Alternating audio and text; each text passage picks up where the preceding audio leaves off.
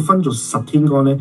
除咗因為佢個五行之外咧，其實仲有個故事嘅，就係因為咧以前咧有一個嘅族群咧，佢哋係唔係將一年咧劃分做12個月嘅，佢哋係將一年咧劃分做10個月，每一個月有36日。以前咧佢哋就用呢一個方法嚟到去記錄曆法啦。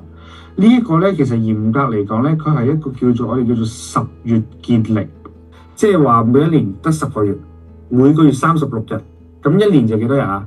一年咪360日咯，係咪？咁喂唔係喎，一年365日喎，冇錯，以前係冇嗰5日嘅。